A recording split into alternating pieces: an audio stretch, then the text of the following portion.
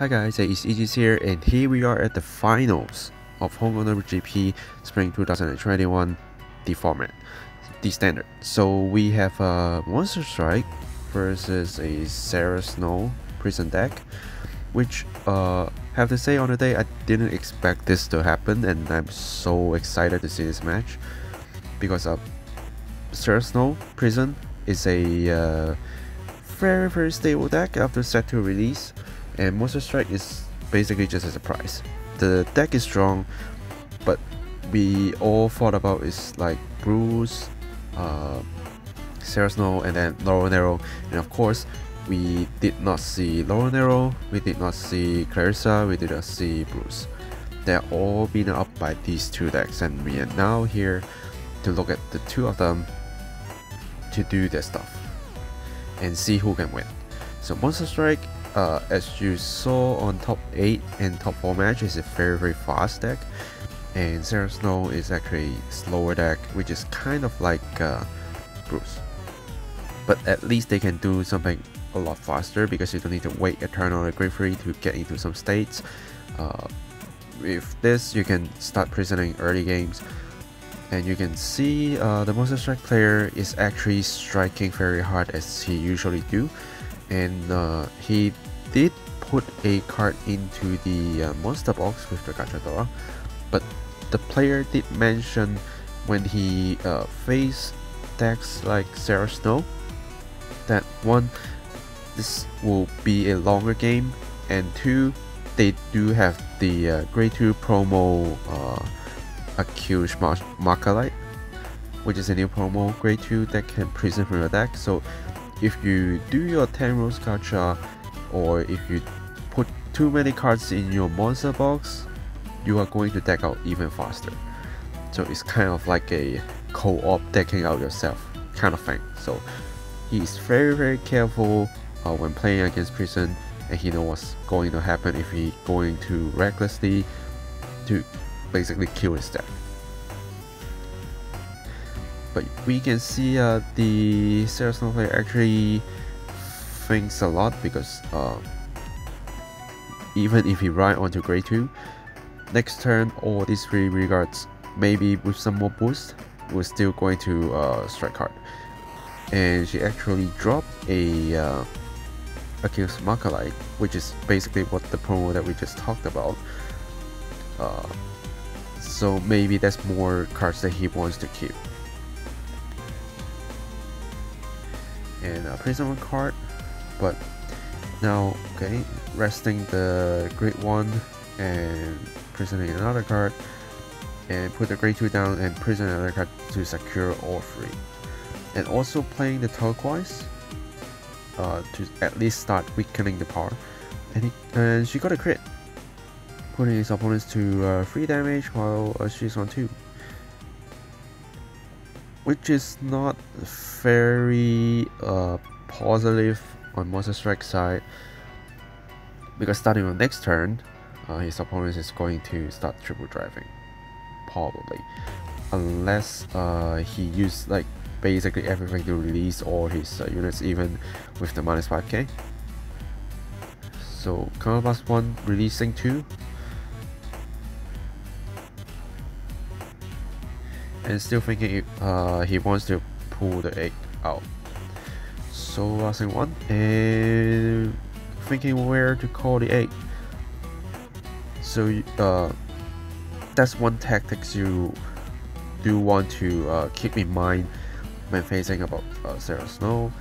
You might sometimes even need to risk a lot more resources to release all your units to not getting too many stuff in there while opponent's hand size is small. But also we can look at the Seraph Snow player's field. She still got a Grade 1, and she will get to Seraph Snow, which can prison 2 cards, so 3 cards in prison is actually quite easy to achieve right now. So getting a normal swing without any triggers, so this turn will just be kind of a peaceful turn.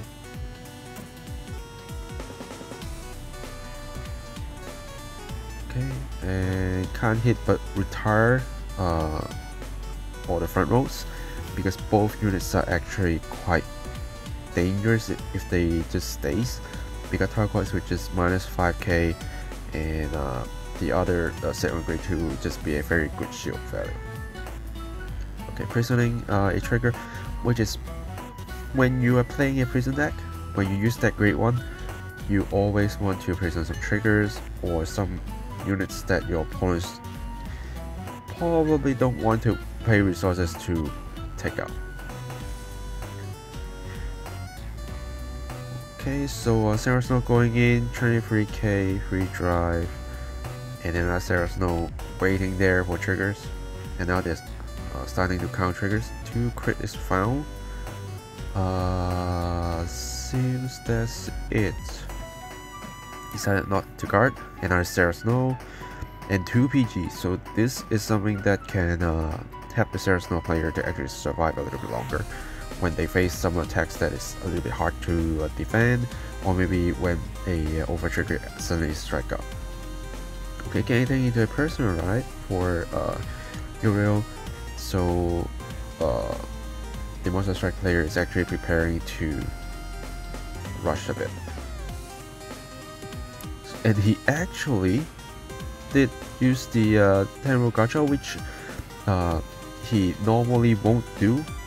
I think he saw his opponents only have 5 hands in, and he's trying to push as hard as possible and trying to end the game a lot faster. And we can see the over trigger is actually getting into the monster box, but that isn't a bad thing at all, because you thin your deck that much, and you do have the grade 1 that you can put triggers from your hand back to your deck. So seeing over trigger right here means you can basically secure a high chance to pull it over trigger afterwards if you have the grade 1. So comparing to hitting it on a defensive side and just gone with 1 attack, or when you don't have a lot of attackers and it's gone, this situation is actually not bad at all. And Soul Blaster want to save another unit from prison, since your Uriel will just basically Soul Blast everything out after you call units, so it won't hurt if you actually Soul Blast and save some units before your soul is completely gone. Okay, attacking with Gabriel.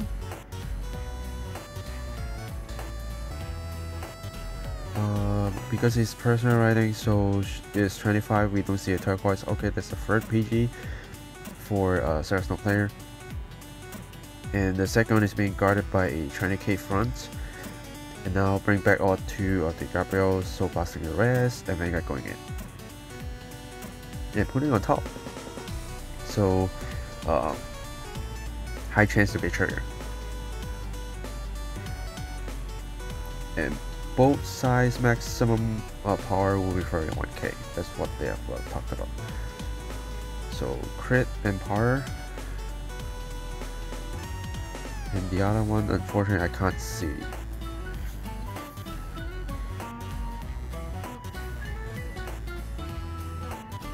So it's actually 26 as well. And 2 PGs dropped.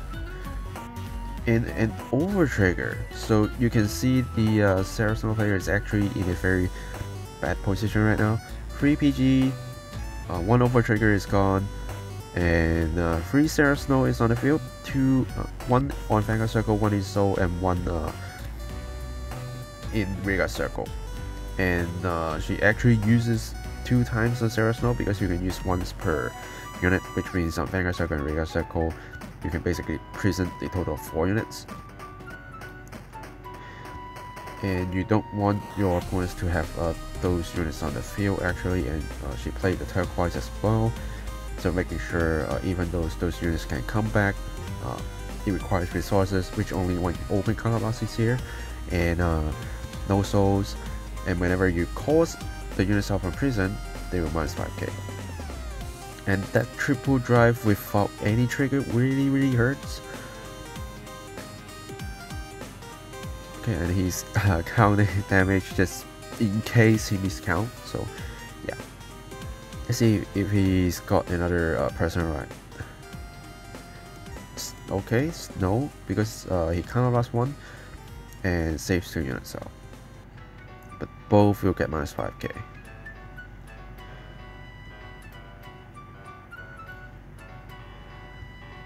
And the Seraph Snow player only have 4 cards in hand, so I think she's actually quite probably, if it's me, I will be a little bit nervous depending on what I have in hand, but 3 cards we all know through the drive checks.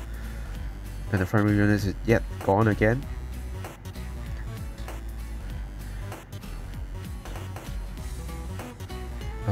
Which means if next turn there's no new turquoise, those units in prison will come back at their full power, and that can be scary.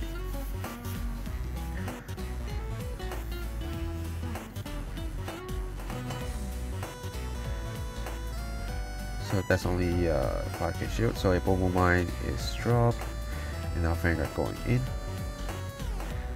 And the remaining side is only 13k. But Vanguard is 80k right now, so it's like 1 pass. And no trigger. She actually survives with 1... Wow. With only 2 5k shields and 1 50k shield. That's really crazy. And you can see the Monster Strike player deck is actually quite fit, and he's so excited. Wow, it's like, why I can't just win it from those attacks, because it's like a 1 pass and his deck is so thin, and I think he do have some triggers left, and it's like not coming out. But on the other hand, the Seraph Snow player triple drive last turn and didn't get a single trigger. You see now she's even playing down the heal trigger, and 3 drives yet no triggers at all. You can see how intense this match is. It's like both sides barely survive from attacks, and it's a matter of hitting triggers or not. So the Monster Strike player only have 5 cards in deck, and he decided to gamble. Use the Tsukuyomi Counterblast, Great One, and put the over trigger back. So now he has 6 cards in his deck, and there is 1 over trigger inside there. So this can completely change your game if the over trigger is pulled, because you can see the Seraph Snow player only have 4 cards in hand left, and unless there's one PG, and probably even with that PG is not going to survive, because we saw 3 PGs already gone. We saw the over trigger, which is still on top of the drop, it's gone, and now Vanguard is going in for 18. Now it's the matter of if over trigger is being pulled. If not, things can be so different. It's like both sides is barely surviving, as I keep saying. So many turns, no triggers from both sides, only 1 trigger to pass. It's like 5 triggers, while 5 triggers in 6 card deck. 5 triggers in 6 cards deck. Basically, pulling triggers rate is like 100%, but double triggering isn't it? 1 to pass. Okay, so that's a draw, and there's another draw, and that's a 6 damage heal, and another 6 damage heal. It's like now all the heal triggers are gone, and the Monster Strike player is just like so frustrated. And with that grade 2 come out, milling the deck, it doesn't leave him any chance to survive, because there's only 1 card left in his deck after the Martialite, and even if she end turns, she'll win. Yeah, so you can see how interesting this match is, so intense, and I hope you enjoy it. Yeah, I will see you guys in the next video. Signing off.